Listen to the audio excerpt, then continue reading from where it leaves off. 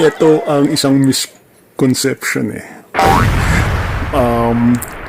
Marami akong nababasa sa mga comments na ganito, na ang sabi daw po nila, ang tunay na red pill, lalo pa yung talagang red pill na unbiased, hindi naka-tailored sa gynocentrism, sinisira daw ng red pill, yung legit na red pill, yung dating and relationship hope na mga kalalakihan. Pag nagsasalita ka ng ganito, that means wala ka talagang naiintindihan sa reality. Shallow lang yung pagkakaunawa mo sa reality. Bakit? Paulit-ulit ko na po itong sinasabi na ang ating kapaligiran ay punong-puno ng mga stimuli at tools. Ano ito? Ito ay para mapanatili ang gynocentrism.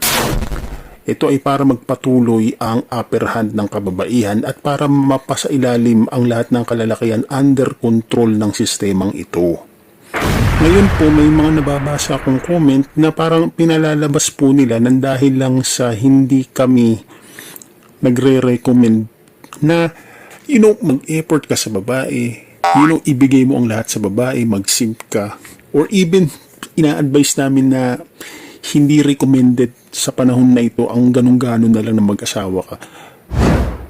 Iniisip po nila na toxic ito. Hindi po nila alam ito yung magpapalaya sa kanila.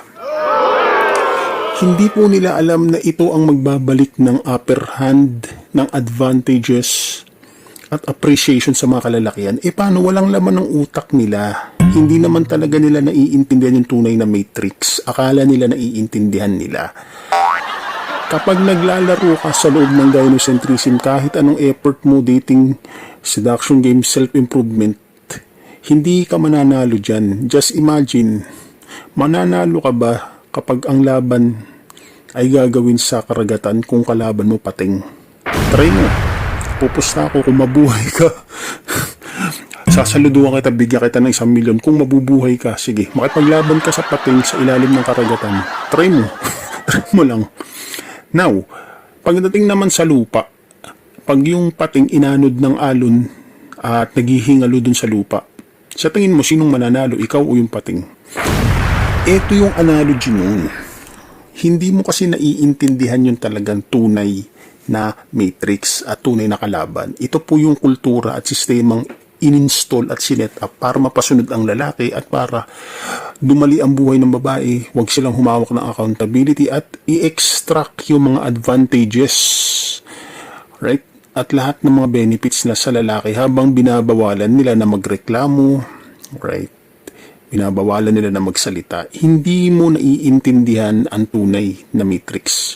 Hindi ka red pillar, huwag ka nang magmarunong kung ganyan ka mag-isip. Ngayon, dapat mo bang alalahanin kung makakapag-asawa ka? Hindi yan inaalala ng lalaki, tanga. Ang pag-aasawa, tingnan mo, wala kang utak, wala kang alam sa katotohanan. Ang dating relationship at marriage, ang babae ang may kailangan talaga niyan. Dahil sino ang nagbibigay ng value sa relationship? Lalaki. Sino gumagastos? Lalaki. Sino nagpuprotekta? Lalaki. Sino ang nagbibigay ng anak? Lalaki. Sino ang bumubuhay? Madalas lalaki. Bakit di naman gagawin niya ng babae? Mas mahalaga ang pride nila at ego nila at emosyon nila kaysa dun sa mismong partner nila na lalaki. They are incapable of loving man unconditionally. Ang kaya lang nilang mahalin ng unconditionally ay yung mga anak nila.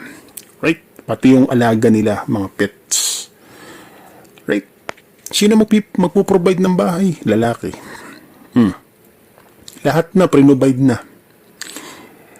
Kaya, ang The Red Pill PH, hindi po kami nakabase sa pundasyon ng dating and seduction gaya ng ibang mga red pillar na channel na nambabash pa sa amin.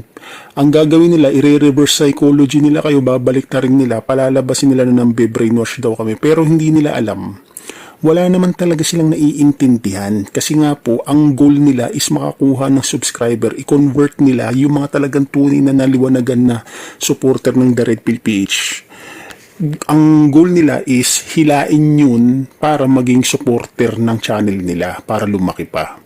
So itong mga red pillar na peking channel na ito, ang goal nila is para sa sarili para sa sarili nila, hindi social changes. Yun ang malaking key. Hindi mo yun naiintindihan. Kasi dito, kung red pill tayo, binabalik natin yung balanse ng lalaki at kababaihan.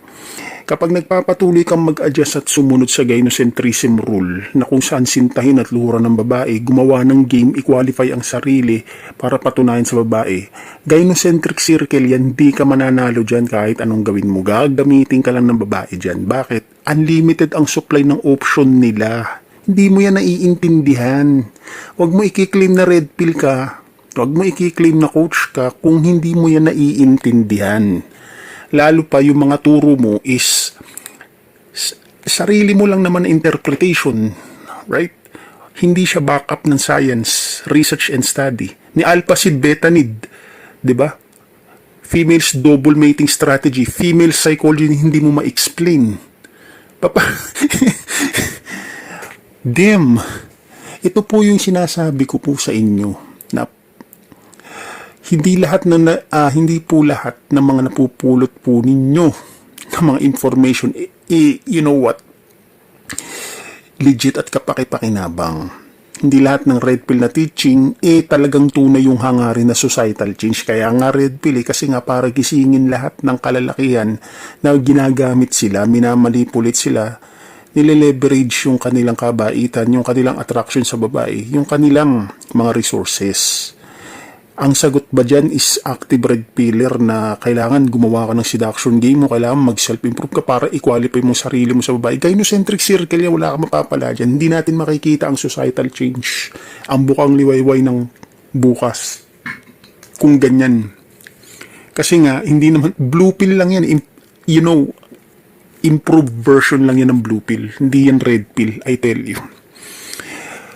So kung nagpapatuloy ang gynocentric society, gynocentric system, kahit abutin pa tayo ng 10 years, 20 years, 30 years, ganito pa rin yan, walang magbabago. Ang mga lalaki, servidor pa rin yan. You know what? Option lang yan ng mga babae. Yan.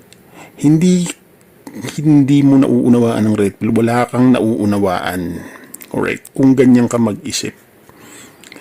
At itong mga aral na ito na napupulot ng mga viewers sa mga content creator na iba na red pill, itong mga content creator na red pill na to, ginagawa po nila ito para sa sarili nila. Wala silang pakialam sa societal change.